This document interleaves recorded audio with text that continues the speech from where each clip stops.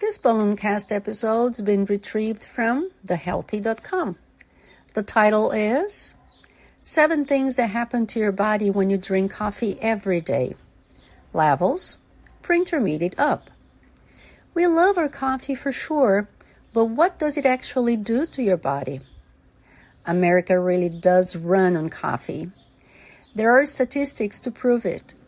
In fact, 54% of Americans over the age of 18 drink an average of 3.1 cups per day, the equivalent to $40 billion spent solely on the ever-so-popular Cup of Joe.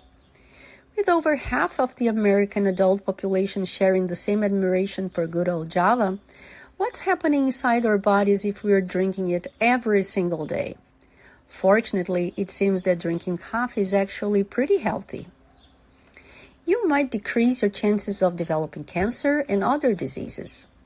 Since the discovery of the coffee plant, which is said to have originated in Ethiopia, when a goat herder noticed his goats' increased energy levels after they accidentally consumed the unknown berries, science has made great advances in the coffee world.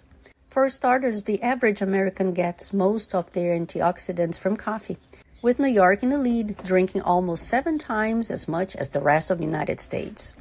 With this in mind, by drinking black coffee every day, you are actually decreasing your chances of developing certain diseases.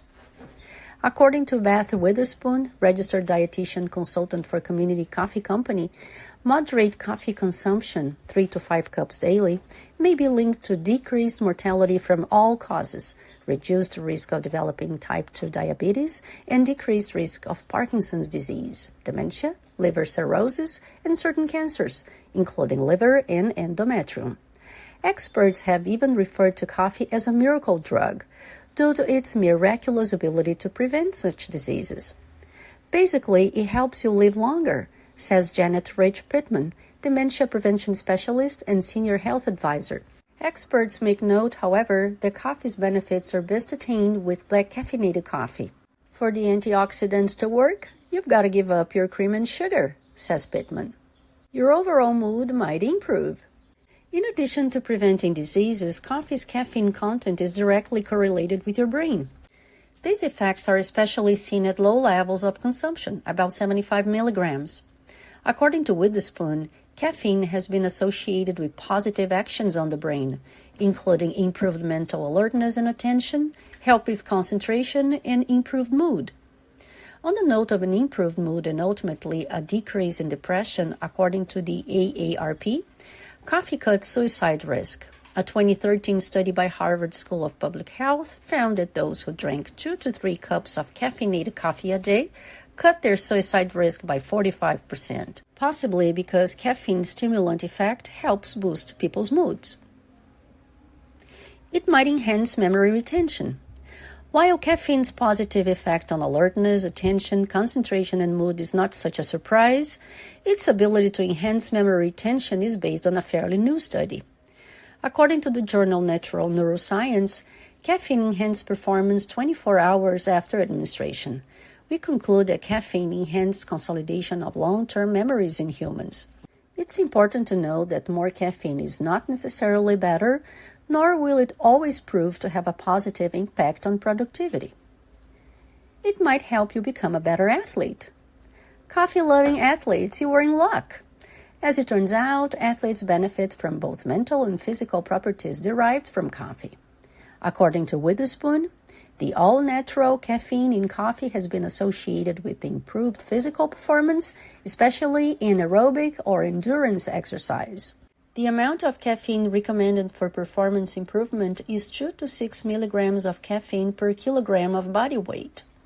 That's about 1 to 4 cups of regular brewed coffee for someone weighing 150 pounds. Ultimately, caffeine may heighten performance during both prolonged and short-term workouts. Caffeine also reacts with receptors in the brain to turn off the part that recognizes adenosine, the chemical that causes a tired sensation. In that sense, there is a decrease in feelings of fatigue as well as pain. Caffeine's ability to increase concentration and alertness also aids in a successful workout. It might negatively affect your daily routine if consumed in excess. Now for the downsides.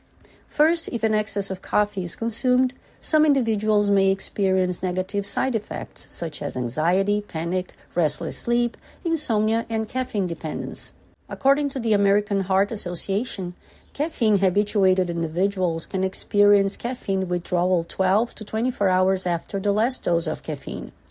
It resolves within 24 to 48 hours. The most prominent symptom is headache.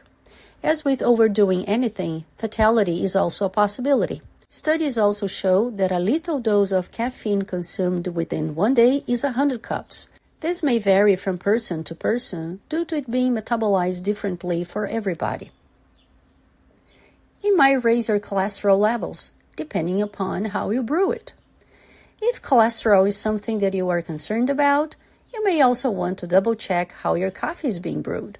If you use a French press, a percolator, or prefer to drink espresso, then your coffee consists of a significantly higher amount of cafestol than if you use paper-filtered or instant coffee, which causes the body's LDL cholesterol levels to rise.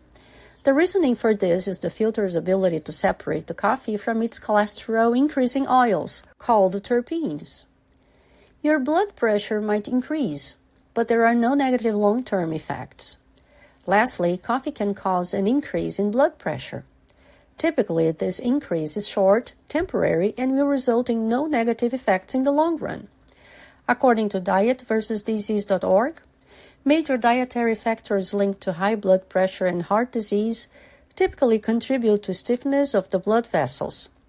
Regular coffee consumption, however, was observed to have no such harmful influence on blood vessels.